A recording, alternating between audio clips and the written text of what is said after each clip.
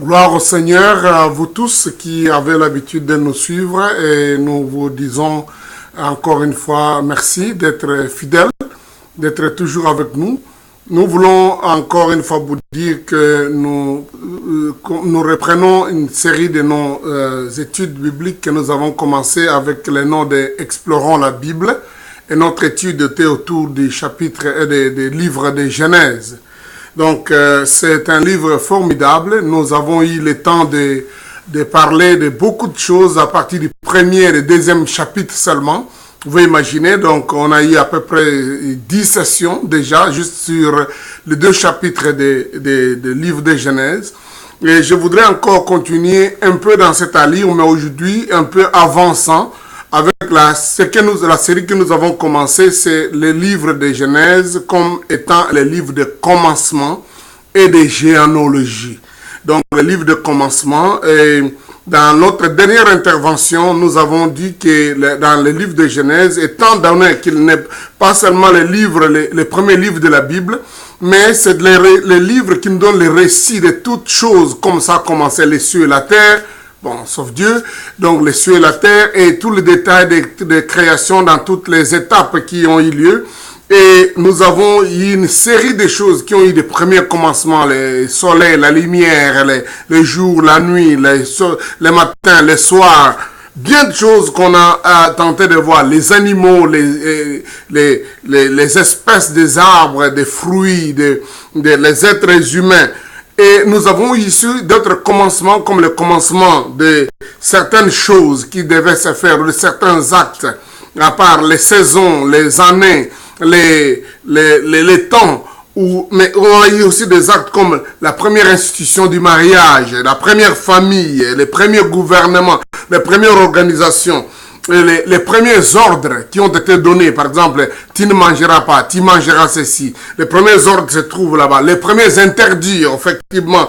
Donc, les premières bénédictions, les premières autorisations.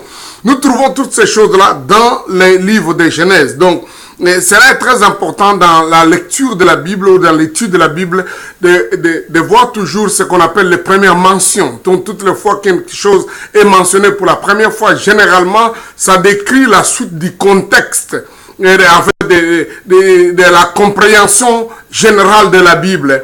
Et généralement, je ne dis pas qu'à tout moment, mais toute première mention donne toujours cette notion de dire, en tout cas, la suite, quand vous verrez ces mots-là, il va être aligné dans ces contextes-là. Donc, on a, comme j'ai dit, les premières lois, les premières introductions, les premières bénédictions, et puis les premiers cas de tentations, d'épreuves, s'il faut encore dire, les premières chutes ou de péché, la première séduction, nous la trouvons dans la Bible.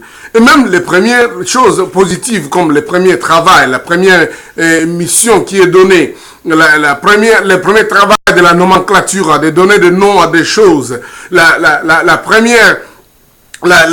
premier travail que l'homme avait de cultiver la terre, de garder, de protéger. Donc, toutes ces choses-là montrent un peu, définissent un peu comment Dieu veut que les gens vivent. Parce que beaucoup de gens pensent que le travail, par exemple, c'est venir à cause de la malédiction. Non, non, le travail, ça fait partie du programme, du plan de Dieu pour l'homme. C'est lorsque seulement le péché est intervenu que le travail est devenu quelque chose qui a amené la sueur de front, la difficulté pour se nourrir. Mais manger, se réjouir, travailler, cultiver, guider, orienter, n'était pas une mauvaise chose, c'était des choses que Dieu voulait à son peuple. Et là, nous retrouvons aussi les premiers métiers comme la domestication, la première domestication, les métiers de cultivateurs que nous trouvons parmi les premiers enfants de Caïn, d'Adam et Ève. Donc avant cela, d'abord, il y a les premières naissances, parce que nous avons Caïn qui naît comme les premiers nés. Donc nous avons le travail qu'ils accomplissent. Et de ces enfants-là, nous voyons aussi les premières offrandes. La première fois où les gens viennent offrir des offrandes à Dieu pour justement développer leur communion. Et parfois, se pose la question, ils étaient les premiers ou c'était leurs parents qui avaient déjà fait. Mais la première mention des offrandes est faite lorsque Caïn et son frère Abel viennent offrir l'offrande au Seigneur.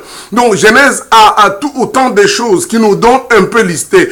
Par exemple, pour ces premiers sacrifices qui sont faits, les premiers dons qu'ils amènent, les premières offrandes, l'Hébreu nous montrera que cela a été accepté soit ou refusé par manque sur base de la foi. Celui qui n'avait pas la foi, l'offrande a été rejetée. Celui qui a donné avec foi, l'offrande a été accueillie.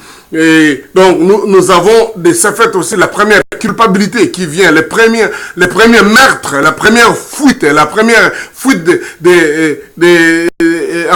responsabilité. Nous avons aussi dans ce livre les premiers cas de rédemption, où Dieu rachète l'homme qui est tombé dans le péché, et la première mention de la souffrance, des épreuves que les gens connaîtraient.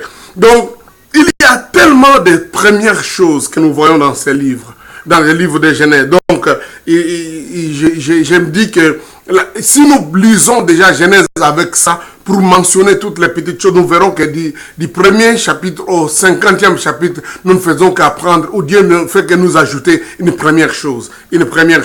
Première colère, première meurtre, première fratricide, premier bannissement, premier vagabondage, première polygamie, et la premier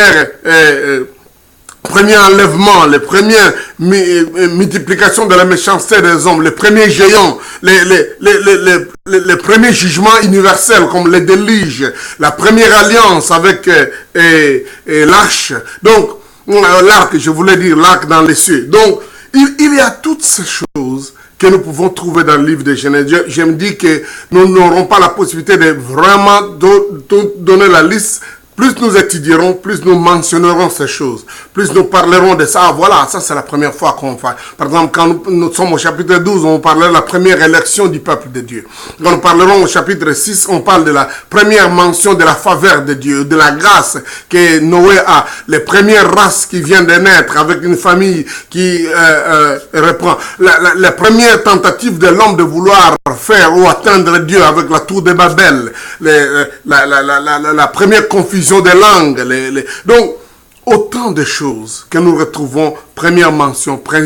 Et j'ai dit, toutes les fois qu'on lit les livres de Genèse, on a besoin d'avoir une idée que la première action, la première mention, la première chose, la première fois qu'une chose intervient, en quelque sorte, en lui, l'idée de ce que cela va représenter dans la suite. Cela va représenter dans la suite. Cela est très important pour nous de commencer à lire les livres avec cela dans notre tête, à explorer ces livres-là. Donc, j'ai dit qu'on reviendrait sur ces petits détails de beaucoup de choses. J'ai répondu à quelques étudiants de notre école biblique sur le cours de l'Ancien Testament, et un des étudiants a posé une question et dit, mais où est-ce qu'Adam et Caïn ont eu leurs épouses? Alors nous avions dit des petits versets parfois qui sont comme oubliés dans les milliards de phrases peuvent répondre à une telle question. Parce qu'on nous montre qu'Adam et Ève ont vécu très longtemps. Ils ont eu 3 enfants qui sont mentionnés. Donc Caïn et Abel qui étaient tués, et puis 7. Mais on nous dit qu'ils ont eu plusieurs fils et plusieurs filles. Et certainement, c'est un verset qui passe comme ça rapidement. On ne voit pas dans Genèse 5, verset 4. Mais alors que ce verset-là nous veut répondre à la question où est-ce que Caïn a eu comme épouse et Seth a eu comme épouse. Donc, nous retrouvons ces petites choses qui se trouvent. Et j'ai répondu aussi à une autre question où les gens posaient la question où étaient les jardins d'Éden, comment. J'ai dit, il y a un problème aujourd'hui parce que nous retrouvons le monde n'est pas la même chose comme avant le déluge. Et après le déluge, beaucoup de choses ont changé dans le monde. Ont changé sur la planète Terre en particulier. Donc, parce qu'il y a eu, à l'époque, le proto-continent, il y avait seulement un seul continent, un amas de terre sorti de la mer. Donc, c'est-à-dire, il y avait un seul continent, et c'est là où il y avait probablement les jardins d'Éden. Quelqu'un peut vous dire, non, c'était en Irak, c'était assis, mais en fait, c'était un seul amas de terre. Mais c'est lorsque la Bible nous montre qu'il y a eu quelque chose qui a changé la configuration de la planète. Les gens pensent que c'est les scientifiques seulement qui nous expliquent ça. La Bible donne ça. Dans un tout petit verset, une petite phrase, une toute petite phrase, dans Genèse chapitre 10, verset 25, il dit quand Peleg est né, c'est à cette époque-là que la terre fut divisée, que les continents sont séparés, qu'il y a eu autant de continents, l'Asie, l'Europe, l'Afrique, l'Amérique. Avant ça, c'était tous un amas.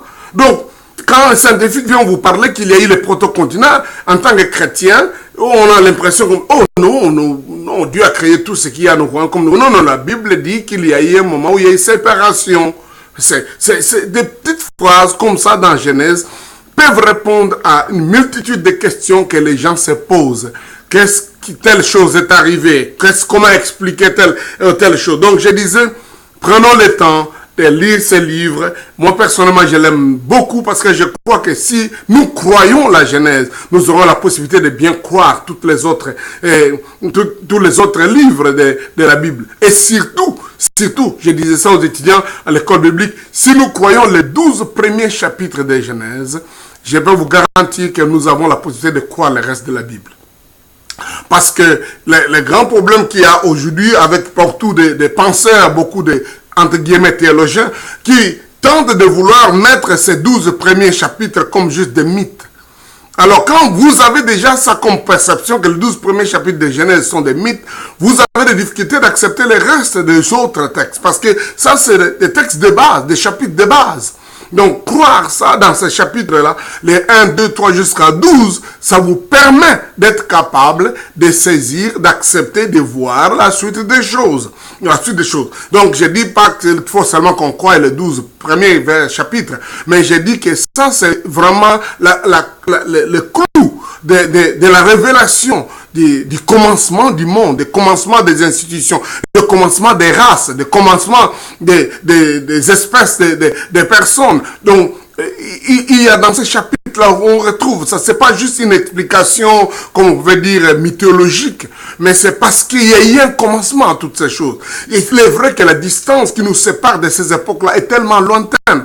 Au point même scientifiquement, ce n'est pas toujours possible d'avoir toutes les preuves, parce que effectivement, on connaît qu'il y a eu un déluge, comme tout autre corps qui serait plongé dans l'eau et changerait de forme, changerait d'apparence, peut même dérouter les datations. Donc, ce qui fait que aujourd'hui, on a l'impression que le monde est beaucoup plus vieux que ce qu'on croirait en lisant la Bible. Je ne dis pas que le monde a 6000 ans, comme beaucoup de gens prétendent. Bon, je ne vois pas ça, pourquoi nous devons nous accrocher à ça en lisant la Bible. Mais du moins, je crois que le monde n'est pas aussi vieux qu'on le croirait. La simple raison, c'est que Dieu a créé le monde avec l'apparence de maturité. C'est-à-dire, dès le premier jour que Dieu a créé l'homme, Adam et Ève, a créé les arbres, il les a créés étant capables d'être comptés comme datés avec plusieurs années. Donc, je me dis toujours, le premier Adam, monsieur Adam, n'était pas un petit bébé. Il n'est pas né d'un œuf d'un embryon. Il n'est pas venu de ça. Il n'est pas le fruit de l'évolution. Mais il a été créé adulte, capable de se marier et d'avoir un enfant. Donc, ce qui fait que ces jours-là, si on avait mis le carbone 14, le calcul des datations, on aurait vu monsieur Adam âgé de 45 ans ou âgé de tel nombre d'années. Mais pourtant, pour Dieu, il était un enfant, une personne d'un an. Donc, d'un jour, de quelques jours. Donc, disons qu'il y a cette difficulté qu'on peut toujours prouver scientifiquement, mais en même temps, je ne crois pas qu'on doit mettre la foi chrétienne en opposition avec les constats ou les constats de recherche scientifique. Je ne parle pas même de découverte, mais les constats, parce qu'en fait, la science dans le domaine de la cryologie, de la géologie, ne fait que constater ce qui était déjà là. Ils ne font pas venir ça, ils ne font pas arriver ça, ils ne créent pas ça, ils n'inventent pas ça. Les fossiles n'est pas des choses que la science crée. La science les étudie et les découvre. Et voilà, ils font le constat, oh, ces rochers doivent avoir 10 millions d'années. C'est le constat qu'ils font. Il reste à savoir, quand, en considérant ça dans la création, ça doit avoir combien d'années? Donc, ce qui fait que le déluge lui-même, qui a couvert toutes choses, même l'Himalaya a couvert les monts blancs en France, devrait avoir fauché toutes les datations de ces roches. Donc, c'est un peu ce que je voulais dire, que le livre de Genèse est formidable, il est merveilleux, que nous puissions apprendre en tant que chrétiens de le lire avec beaucoup d'attention et ça nous permettrait de ne pas nous sentir culpabilisés ou en quelque sorte diminués ou même intimidés par les attitudes de certains philosophies ou même de certains soi-disant scientifiques. Donc, je voudrais que nous puissions comprendre que ce livre raconte les premières des choses, le commencement des choses, avec un langage très simple. Peut-être un peu avec beaucoup plus de poésie, beaucoup plus de présentation, comme Moïse aimait beaucoup les acrostiches, je peux appeler ça acrostiche. J'ai parlé au premier chapitre des refrains, il revenait avec certains mots en même temps, c'était tellement facile à reconnaître, et probablement c'était des hymnes, on pouvait chanter Genèse 1, Genèse chapitre 2, et peut-être les autres chapitres. Donc les recherches de codes de la Bible qui sont faites par des laboratoires juifs nous montrent que ce livre a été écrit avec des codes extraordinaires. C'est pas que Moïse s'est mis là-bas à codifier ces choses. Et c'est difficile de lire ces codes dans les traductions en français, en anglais, tout ça. Mais ça, avec des textes hébraïques et la recherche avec les ordinateurs, on découvre qu'il y a une codification extraordinaire. D'ailleurs, ces ingénieurs ou ces scientifiques ont dit que pour que quelqu'un écrive avec ça dans la tête, il dit, je vais écrire ce livre avec tant de codes, il devait vivre pas moins de 600 ans. Pas moins de 600 ans pour écrire, simplement.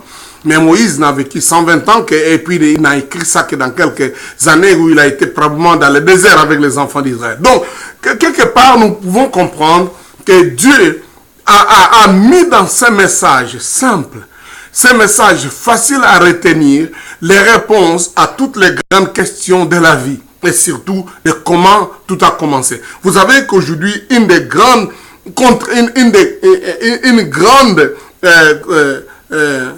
en fait, je voulais dire, les efforts de beaucoup de scientifiques aujourd'hui, c'est de rechercher la vie. C'est pour ça qu'ils vont à la Lune, à la planète Mars, Neptune et Saturne. Ils vont dans les autres planètes pour chercher l'eau.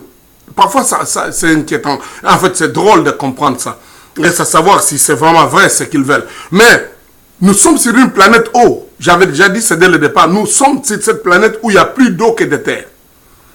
Et on pense qu'il faut qu'on aille chercher là où il n'y a pas d'eau.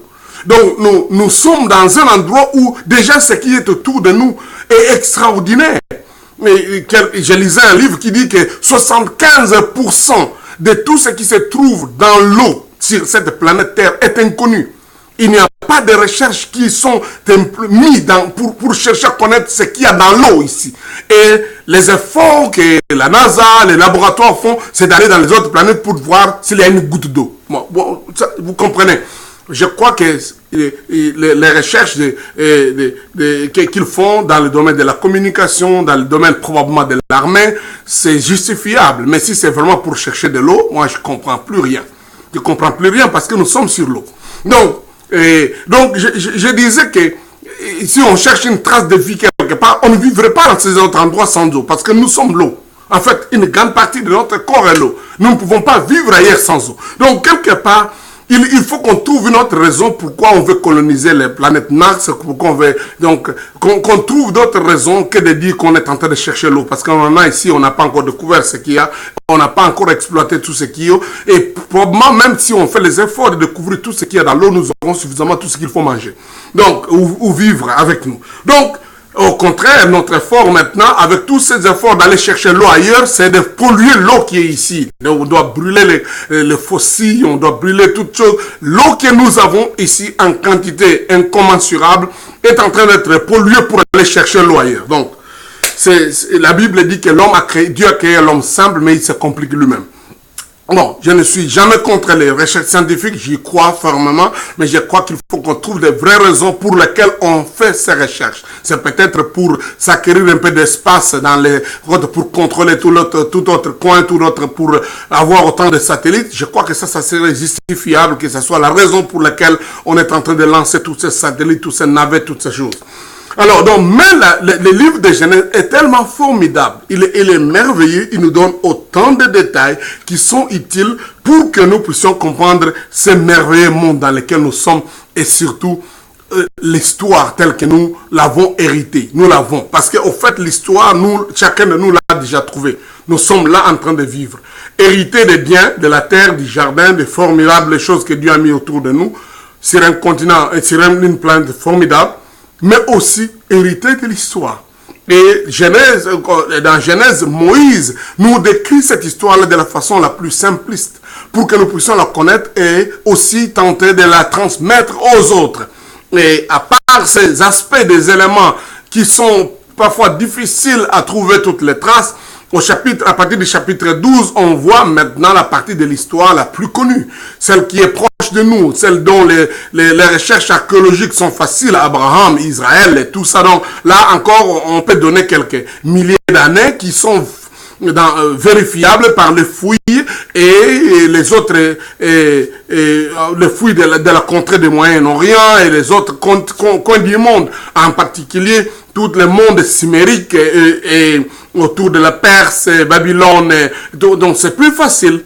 Et c'est cette histoire qui nous est léguée à partir du chapitre 12, pratiquement jusqu'à la fin. Il faut même commencer à partir du chapitre 11 parce que c'est là où on répond à des questions d'où viennent les races. Nous venons d'où? On parle des trois fils de Noé, Cham, Sem et Japhet, qui sont en quelque sorte les représentants des races qu'on a dans le monde aujourd'hui. Donc, toutes les autres apparences physiques des gens, ce sont des croisements ou des séparations de distance et liées à la pigmentation, au climat, à l'environnement, qui font qu'il y ait autant de différences. Mais en réalité, tout est juste autour de ces trois enfants de Noé qui vont effectivement peupler le monde entier. C'est ce que la Bible dit, que de ces trois enfants, toutes les races sont nées dans Genèse chapitre 10, je pense, verset 5, 10. Donc tout ce que nous avons aujourd'hui comme personnes dans ce monde. Donc ça c'est une chose très importante que j'ai dit que nous reviendrons sur certaines de ces choses, les premières mentions, les premières promesses, les premières circoncisions, les premières dates, promesses, autant de choses.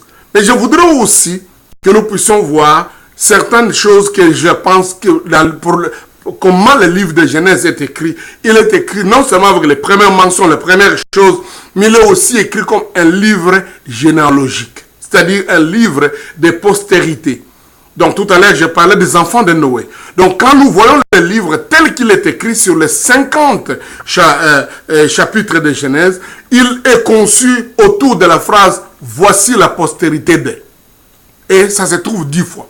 Donc c'est un peu comme ça que nous pouvons répartir, s'il faut prendre la dimension historique et généalogique du livre de Genèse, nous pouvons la répartir en 10, voici la postérité d'eux. Donc nous disons, c'est trop simple à voir, en commençant par le tout premier qui n'est pas exactement tous les détails, mais commence avec la notion de Dieu, voici. Donc nous verrons qu'il y a dans Genèse chapitre 2, c'est là où on commence à présenter cette postérité. Donc, Genèse chapitre 2, à partir du verset 2, nous lisons qu'il est écrit, voici, chapitre 2, verset 4, je vous l'ai dit, donc nous lisons que voici là les origines des cieux et de la terre quand ils furent créés.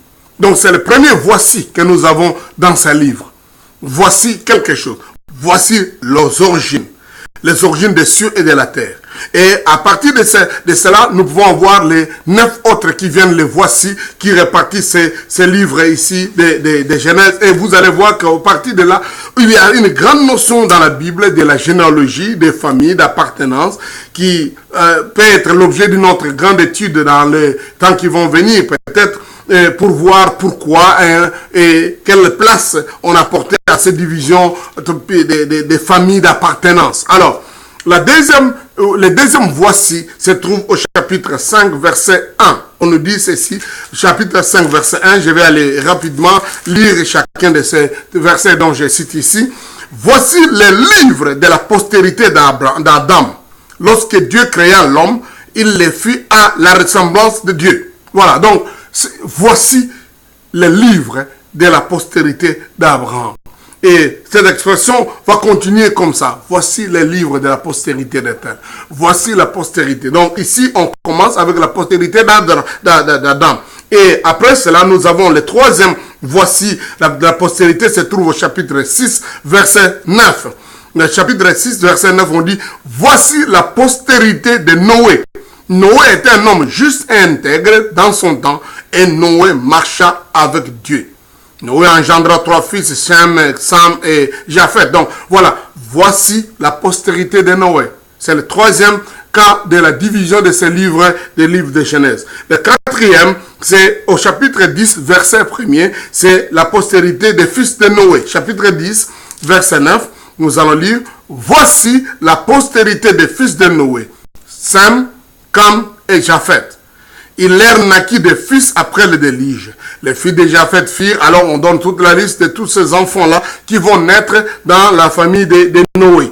Donc, ça c'est le quatrième voici. Le cinquième voici se trouve au chapitre 11, verset 10. Au chapitre 11, verset 10, on nous dit, voici la postérité de Sem. Sem, âgé de 100 ans, engendra Arpachshad 2 ans après le déluge. Et Sem vécut autant d'années. Donc, voilà, là, on commence à donner, parce que, je disais, au chapitre 10, verset 5, on nous dit que c'est à partir de ces 3 fils de Noé, c'est par eux qu'ont été peuplées les îles des nations selon leur terre, selon leur langue, selon la langue de chacun, et selon leur famille, et selon leur nation. Alors, c'est comme ça que nous allons voir au chapitre 11, on décrit maintenant chacune de ces postérités. Donc, il y a la postérité de Sem, qui est déjà présentée au chapitre 11, verset 10. Au chapitre 11, verset 27, on dit c'est la postérité de Terah. Donc, on nous dit ceci au verset 27, dit, voici la postérité de Terah. Terah engendra Abraham, Nachor et Aram engendra l'autre. Donc ici, nous voyons dans cette série des enfants de Sem, un enfant ou une personne qui est présentée particulièrement, parce que vous allez voir, c'est un peu comme pour annoncer la notion du peuple élu. Et c'est là on commence à présenter particulièrement la généalogie d'Abraham. Donc Terah était son père qui a engendré Abraham, Nachor et Aram. Donc, alors, au chapitre 12, chapitre 25, verset 12, on montre maintenant, voici la postérité d'Ismaël. Parce que, donc, on n'a pas oublié les autres enfants de Noé, mais nous allons comprendre que la révélation de Dieu est une révélation, comme on peut dire, qui commence avec la généralité et qui continue à se rétrécir jusqu'à la précision d'une lignée. Et d'ailleurs, la lignée, c'est la lignée de Messie qu'on vise ici. Donc, nous avons eu 3 fils de Noé, dont chacun a une postérité. Je parle de Sem, Cam et Japheth. Mais maintenant, on vient d'entrer juste dans la famille des sémitique, donc de Sem. Et là, on présente Terah, le père d'Abraham. Et maintenant, on va aller d'Abraham présenter les fils d'Abraham. Le premier qu'on présente, c'est au chapitre 25, verset 12. On nous dit ceci. Voici la postérité d'Ismaël, fils d'Abraham, d'Agar l'Égyptienne, servante de Sarah, avait enfanté Abraham.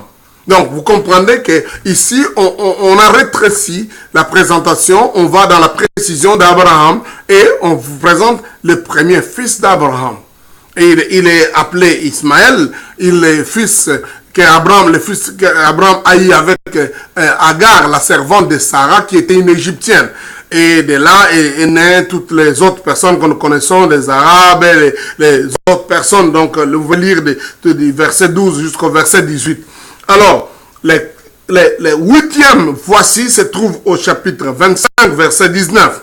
Et là, nous lisons, chapitre 25, verset 19, voici la postérité d'Isaac, fils d'Abraham.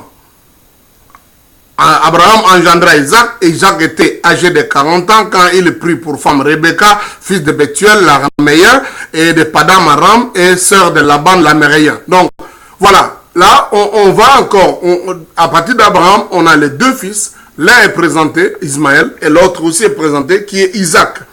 C'est le 8e, voici, qui se trouve dans le livre de Genèse. Voici une postérité.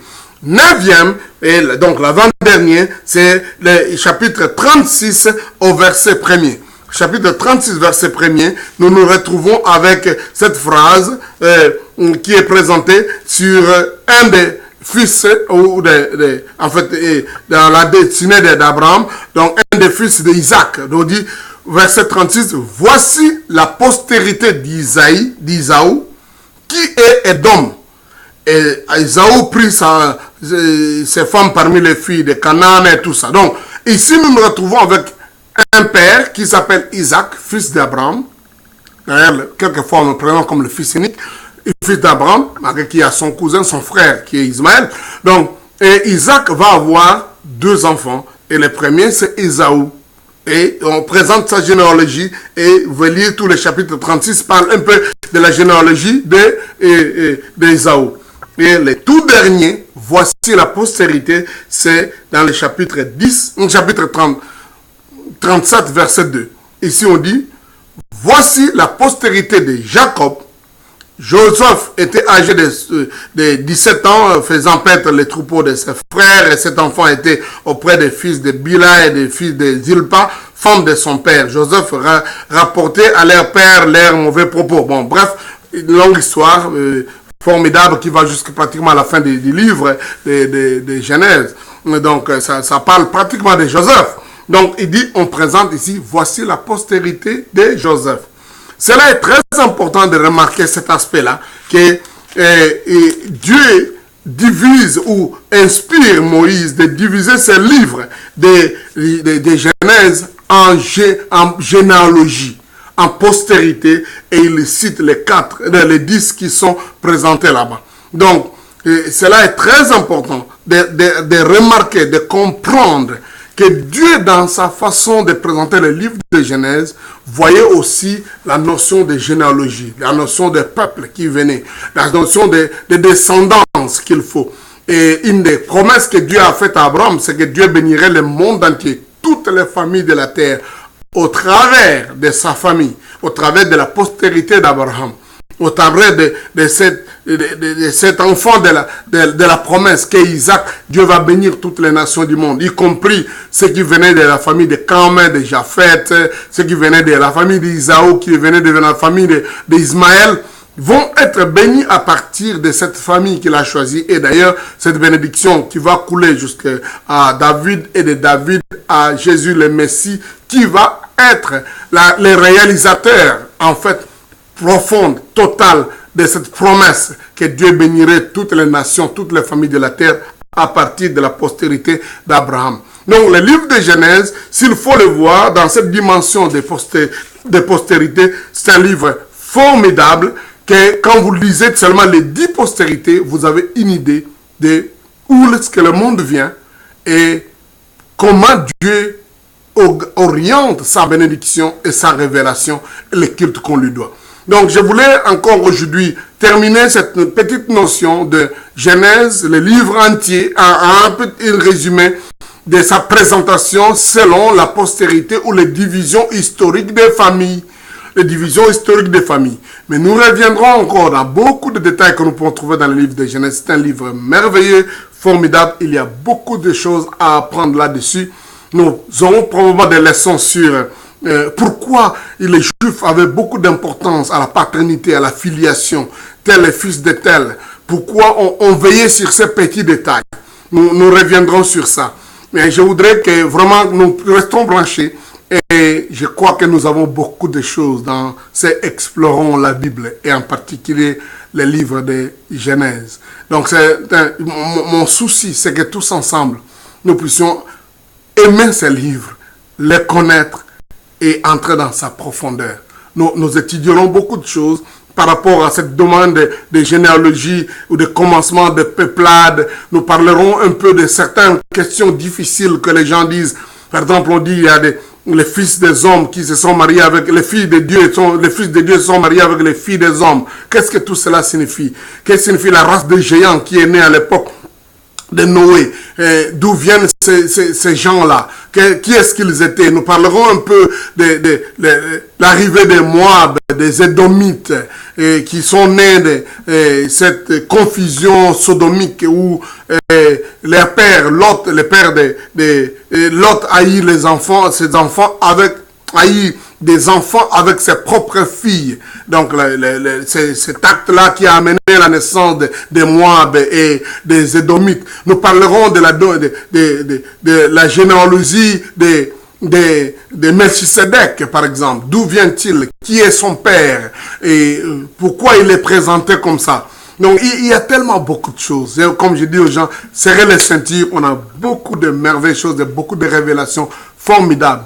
Nous parlerons certainement d'Abraham. D'où vient-il? Il était de quelle origine? Il était idolâtre. Mais comment aujourd'hui on doit le prendre comme référence? Comment les changements étaient arrivés? Et certainement nous parlerons de Noé, nous parlerons de certains éléments que nous trouvons dans ce livre qui sont vraiment des révélations extraordinaires. Je voudrais croire qu'ensemble, nous allons sortir beaucoup plus édifiés et aimant ces merveilleux livres de la Genèse. Donc, je m'arrête là-bas pour aujourd'hui. Nous étions en train de tenter de terminer, à entrer dans la deuxième partie de cette livre, le livre des commencements et le livre des généalogies.